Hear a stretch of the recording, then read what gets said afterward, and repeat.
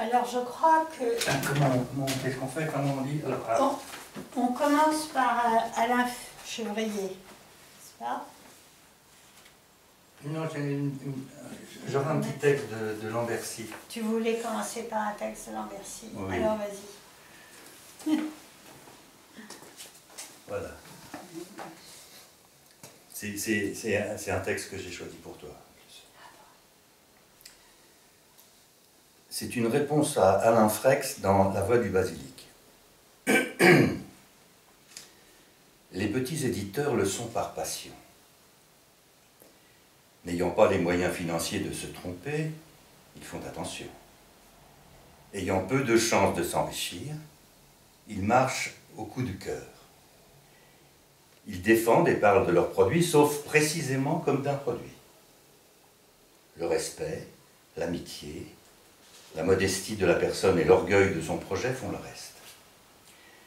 Le vecteur symbolique et médiatique des grandes maisons ne s'adresse qu'à ceux que le besoin de reconnaissance, bien légitime, ronge. Il n'y a pas de mal à ça, mais je m'en passe facilement. Sans diplôme, sans ambition sauf de rester libre, j'ai survécu comme Sandrard par les vertus et les vices du verbe. Le langage devient vite manipulation. La poésie reste le dernier précaré du vrai, la dernière parole dont le mystère n'éclaircit que par un mystère plus grand. Le seul terrain où pouvoir changer un rapport de force, social, politique, etc., en rapport d'amour.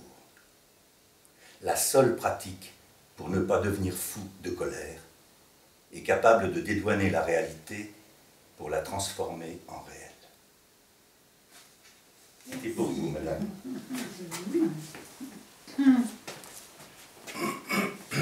Alain Chevrier. J'ai publié un livre qui s'appelle Couac. Professionnel du langage, en silence, il écoute. Passionné à la façon Oulipo, il joue avec les mots en virtuose, en jongleur. Les rimes aussi l'intéressent, les féminines surtout, le sexe des rimes. Il participe aux travaux autour des littératures à contrainte. Son laboratoire est à Rouen. Comme Flaubert, il est méticuleux, sensuel, gai, décapant. En proposant au Vanneau ses textes, il en a bien compris la ligne éditoriale spécifique qui privilégie les pratiques novatrices, les horizons insoupçonnés.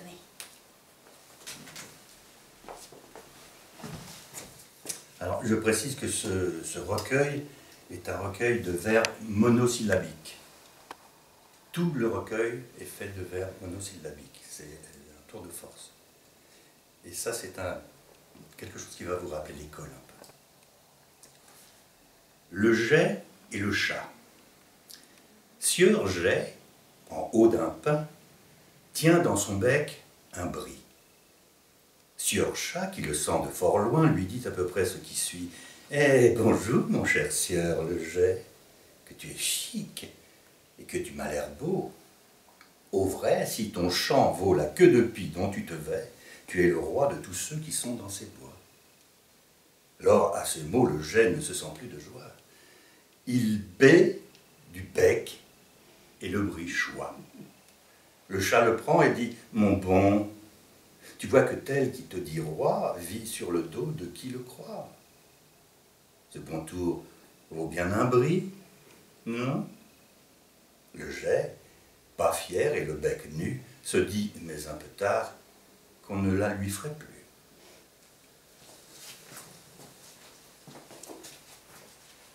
Pierre Pechemort. Sismographe surréaliste des intensités du monde et de la vie, sa poésie imagée, simple et accessible, nous livre colère, joie et manque.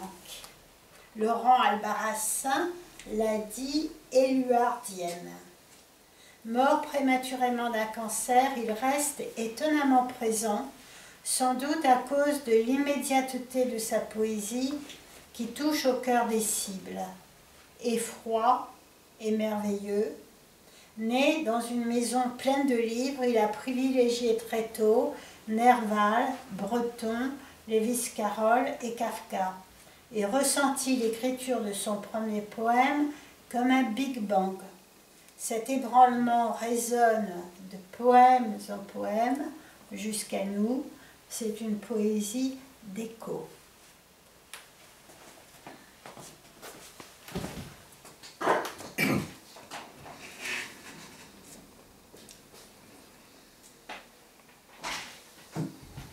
Traité des loups.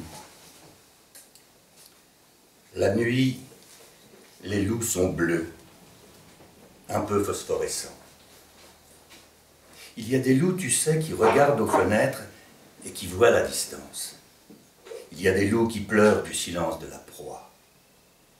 Il y a des loups qui traînent des rumeurs roses et jaunes. Il y a des loups qui lèchent le cou des dentelières. Il y a des loups furtifs, des loups à la saison. Il y a des loups jaloux dans les villes étrangères. Il y a l'hiver qui pousse. Il y a des loups savants qui dorment dans les livres, des loups anachorètes et des loups synthétiques. Il y a des loups absents, très absents, très absents. Il y a des loups sans fond. Ce sont les meilleurs loups.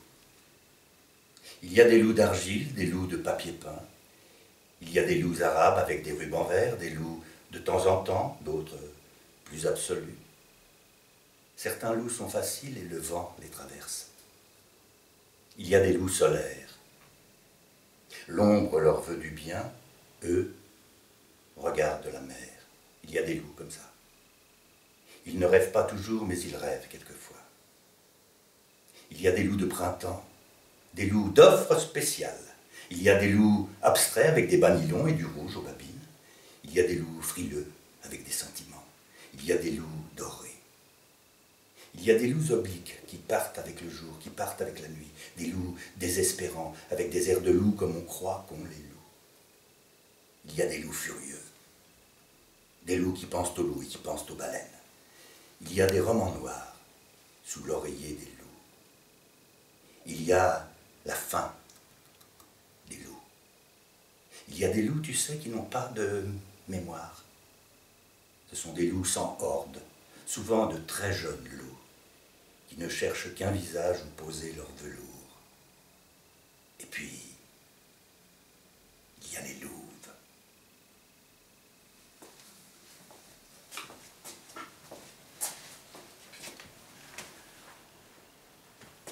Ah, Serge Ouellens. Voilà, je n'ai pas écrit mes quelques lignes sur Serge Ouellens parce que tu l'as connu, Oui, reconnu. oui. Tu peux en parler? Je vais en parler succinctement. J'ai connu Serge Ouellens. Je peux savoir de qui le texte qui vient d'être lu est, s'il vous plaît. Le choix. Merci, c'est pour ça que je... Voilà. Ça me confirme, merci.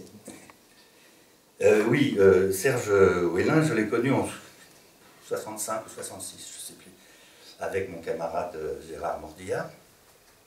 Il tenait à l'époque une petite librairie qui s'appelait Au Gai Savoir, dans le 20e arrondissement à Paris, et nous on avait, je ne sais pas quel âge on avait à l'époque, 65, 16 ans, et on était tout frais, hein. On avait absolument, au niveau de la littérature, on était vierge. Et on est allé dans cette librairie et Serge nous a reçus merveilleusement. Et il y avait énormément de poètes. Il y avait très peu de... Il n'aurait pas publié, par exemple, enfin, il n'aurait pas mis dans sa librairie ni Trierweiler, ni Monsieur Zemmour, par exemple. Il n'y avait que des poètes et de la littérature de qualité. Et quand on a commencé à vouloir en savoir plus sur la poésie, on était vraiment neuf. Nous, on connaissait Baudelaire, Rimbaud, quelques poètes célèbres.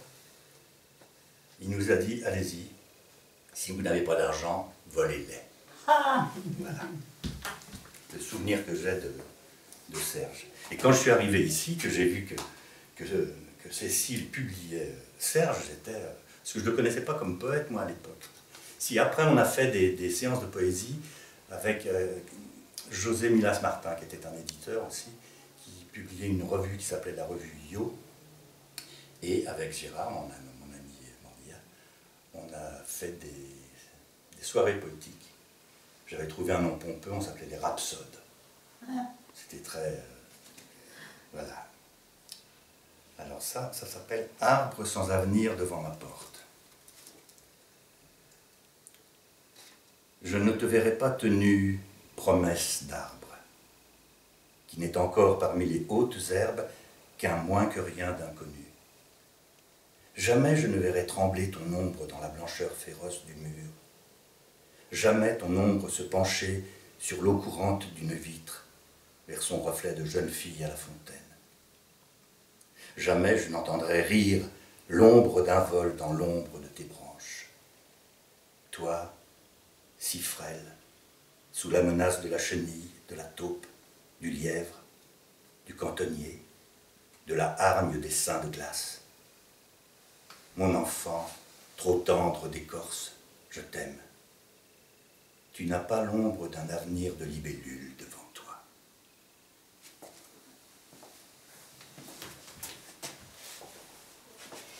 Jean-Paul Clé dit JPK. Vit à Strasbourg, écrit dans les cafés, est un continent de l'écriture, rempli des cartons dans son petit appartement où on ne passe plus d'une pièce à l'autre, professeur de lettres, licencié pour avoir milité contre les collèges Pailleron et dénoncé le premier les dangers de l'amiante, lyrique, toujours porté par la passion, l'amour, l'amitié, 7000 pages de célébration vers son ami Olivier Larissa. Il orne sa poésie d'inventions sonores et typographiques. Très attachant, c'est un personnage qui semble sorti d'un roman d'Albert Cohen.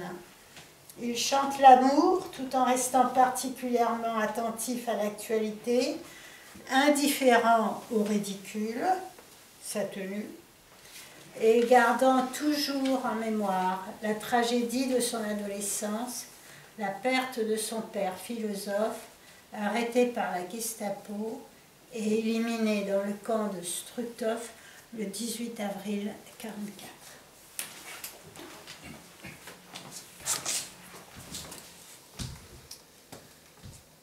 Ça s'appelle Lisant Verlaine, j'ai. Il y a des jours, on ne sait pourquoi le temps s'effilochant ne sert à rien, je n'avançais pas, tout restait en plan. Et il faut manger, dormir. Un peu déjà, c'était 5 heures le soir, je n'ai encore quasi rien fait sauf lire un peu Verlaine. Tôt le matin, acheter 4 paquets d'eau minérale, s'asseoir café brandu et discuter avec Didaillé ou Lionel, philosophe, le sculpteur Jean Claus. On a dit forcément des choses remplies d'affirmatifs. Nos jugements ne se dégomment pas. Et sagesse m'a ennuyé. C'est de la rhétorique catholo. On dirait parfois langue de bois. Verlaine n'était pas si adroit, élargi, nuancé qu'on aimerait qu'il soit. Mais la brièveté lui va miraculeusement. Il n'avait pas le gabarit à faire de longs morceaux comme Victor Hugo. Sagesse n'a pas convaincu le lecteur difficile suis devenu. Ah, que j'ai la dent pointue, mais quelle merveille! Parfois, le pauvre Lélian nous réserva dans ses tiroirs de théologie. Alors, attablé avec Jean Claus, on a évoqué un copain, c'est Jean-Claude Walter. Ils sont amis depuis 50 années. Où sont passées les années qu'on a dans le dos?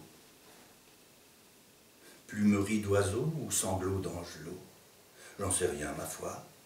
Sauf que vivre m'a le plus souvent passionné. Quel pain perdu ai-je pas tiré de mon cœur? Comme deux lézards du Komodo, on est assis là, dans le soleil, disant des trucs tout à fait pertinents sur la bourgeoisie et les choses convenues. Nous, on n'est pas de ce bord-là, niché qu'on est dans le Nestlé marginalité. Rentrer, manger trop tard, me voici dormir un peu. L'après-midi va se dissoudre. Tant pis, je me suis rattrapé en écrivant ceci.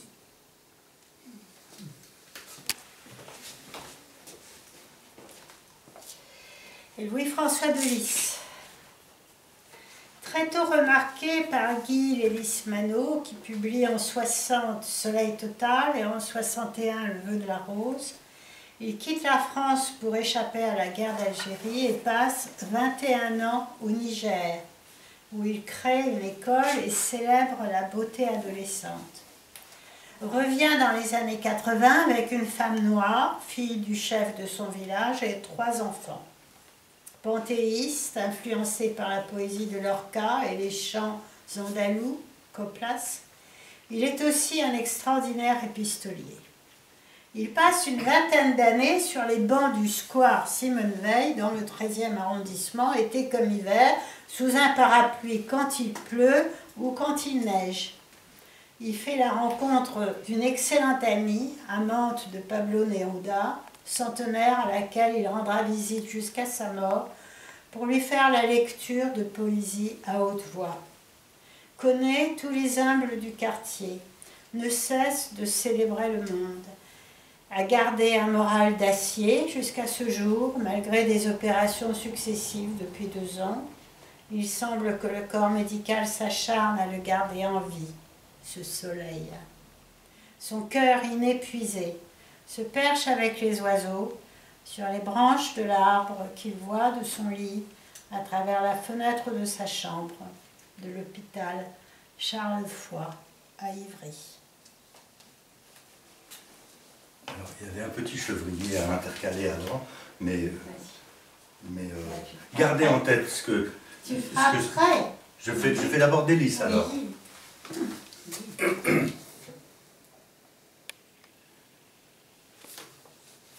Ça s'appelle tombeau. Ma tombe n'aura ni dalle, ni croix, ni mon nom. Sur ma tombe, laissez courir des talons d'enfants. Laissez-les la couvrir de leurs doigtiers de lys et de leurs paumes de pommes. Ma tombe n'aura ni voile, ni linceul, ni les dates. Enterrez-moi sous les marguerites, ongles du pré. Sous les trèfles à 4 feuilles, amour du pré. Enterrez-moi dans la meule de foin, croupe du pré. Dans la gerbe d'ortie, cuisse du pré. Auprès d'un lièvre ou d'une perdrix éblouie, oubliez des fusils de la chasse. Auprès de la mare, visage du pré. Ne m'enterrez pas sous une pierre, enterrez-moi sous un arbre, entre ses racines. Qu'elle m'enfonce encore la charogne et qu'il m'élève les bras, la tête dans ses branches. Je volerai avec ses feuilles, je tomberai avec ses fleurs. Avec ses fleurs, j'expirerai. Si je meurs, jetez ma dépouille aux ciseaux de la brume à l'aube. Emportez-la sur les brancards d'un tombereau, taillez-la en lambeaux sur la coudraie. Que midi les fasse flotter sur ces vents contrariés, que le soir vienne les brûler, et minuit sur sa misère constellée. Je lègue à ce monde ma peau, quand elle aura bien pourri. À ce monde, je lègue toute une marmite de ma chair quand les gaz l'auront enflé et colonisé les plus gros de mes vers. À ma femme, je lègue mon os quand il sera bien sec et jaune, pour lui faire à son tour la peau. Quand j'aurai à mourir, portez-moi sur la grève d'une dune, contre un chardon, sous l'épine dure de la lune, jamais sur un lit d'hôpital. Portez-moi devant la mer, ou sur une haute falaise, entre les moutons aux jambes fines, au doux bêlement de cette vie. Être mort tout en vivant est un sort très partagé par les eaux mortes et les gens, par les automnes et par certains printemps. Un sort qui roule ses fruits pourris ou tord ses fleurs saccagées en longues vrilles. Mais les morts ne se plaignent pas, même vivants. Les morts pleurent debout, comme tremblent les arbres adossés aux méchants vents, ou les flots lisses devant les grands courants. Une fleur aura percé la brume comme un rire d'enfant ce temps. Comme un coup d'enfant clouera mon crâne de mort sur ce ciel fané, comme une fleur a porté mes genoux à ses paupières, hissé sa senteur de mes jambes à ses boucles et laisser sa couleur sur sa douceur, sur ma douleur. Je renaîtrai, moi, en un oiseau solitaire du ciel, berger des herbes, bergeronnette à collerets, pinson à pinson, portant la flûte au bec. Grive au plumage peigné de gris, je renaîtrai, moi, en un oiseau berger des herbes, solitaire du ciel, pour mourir, moi, en un oiseau retombé sur le dos, le bec aux airs. Les turdidés forment une famille d'oiseaux qui couronnent mon cœur. La grive, le passereau, le rouge-gorge, le merle, le moineau, le rossignol. Et feu mon cousin Jackie Dodin quand il les portait sur son pinceau.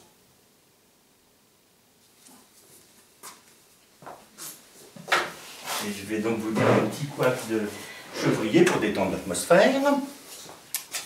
C'est le troisième.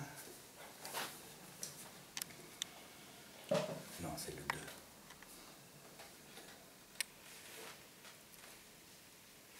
2. Le H. Il a 100 noms. Le H, le kiff, le cat, le shit, le tush, la bœuf.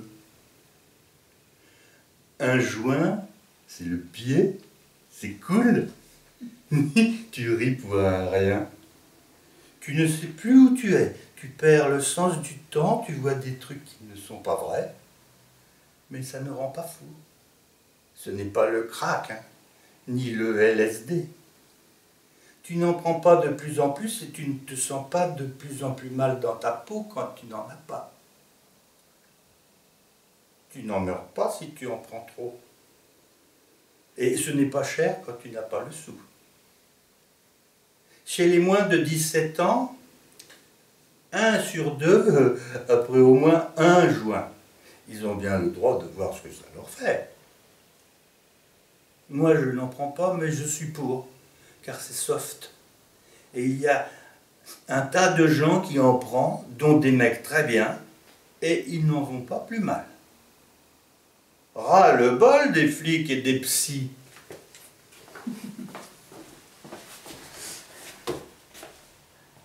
Michel Valprémy, poète bordelais, danseur et professeur de danse, nous a quittés prématurément en 2007.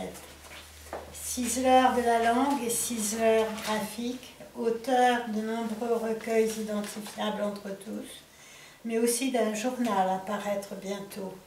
Une association des amis de Michel Valprémy se réunit chaque année à Villebouche, dans la propriété maison-musée confiée à la ferveur de son ami et compagnon de toujours, Claude Martin, ici présent.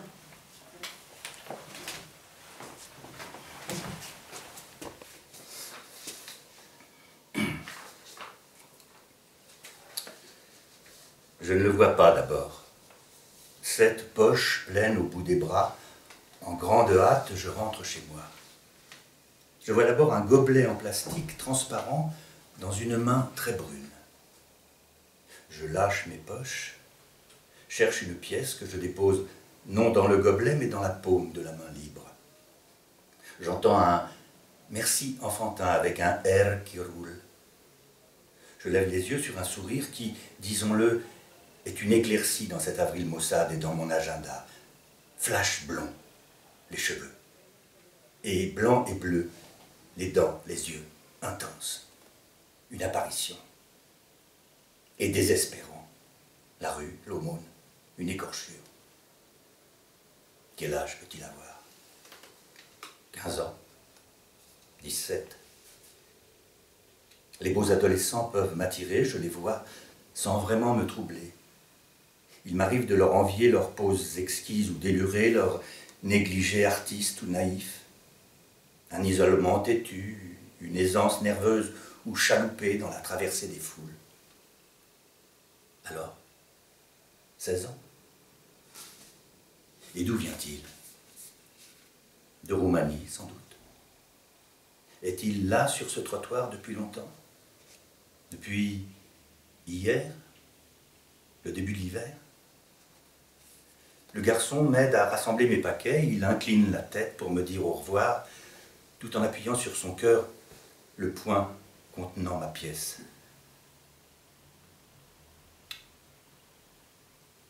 Je ne veux pas partir.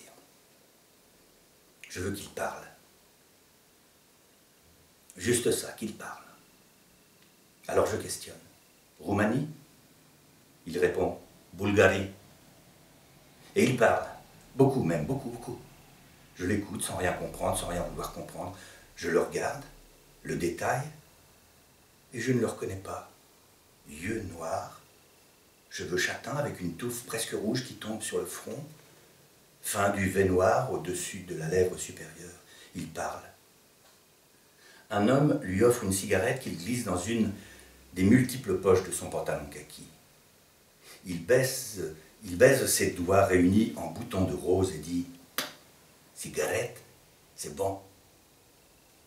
Il parle encore dans sa langue et dessine de grands gestes pour le sourd-muet que je suis.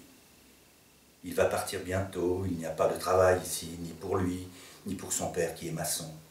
Il n'y a que le « bonjour, bonjour » qui, à force, fait mal aux jambes, aux cuisses surtout. Il s'assoit sur la marche d'entrée d'un immeuble, ouvre un petit baluchon qui était là, posé, que je n'avais pas remarqué. En retire une sorte de napperon sur lequel il dépose 5 cendriers découpés dans des canettes métalliques de diverses marques, des couleurs, découpées et tressées.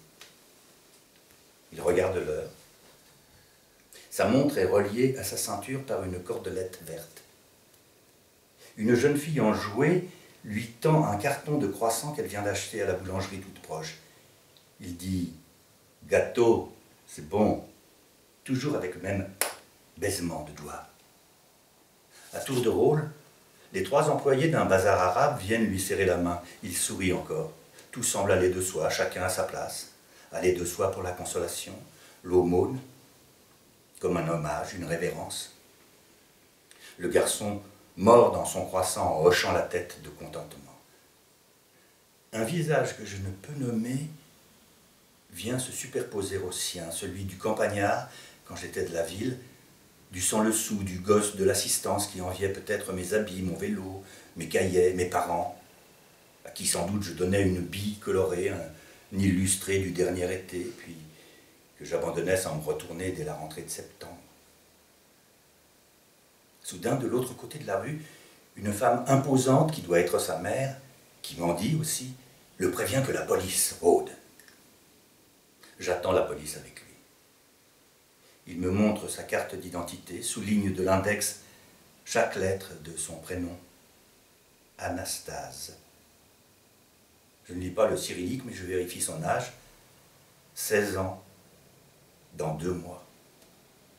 Nouvel appel de la maman. Le danger est écarté. Je dois rentrer maintenant. Il dit encore qu'il va retourner en Bulgarie, chez son papou, où il pourra aller à l'école. Je lui serre la main. Il me tend un cendrier rouge en souvenir, change d'avis, le reprend pour préférer un bleu qui, en effet, semble plus réussi. Je bredouille un infime bon courage. Alors, de son col, il extirpe un crucifix en pendentif qu'il tend vers le ciel et embrasse par 3 fois. Une boule de fiel emplit ma bouche. Je vais la cracher dans le caniveau. Il rit et dit « Cracher, c'est bon ».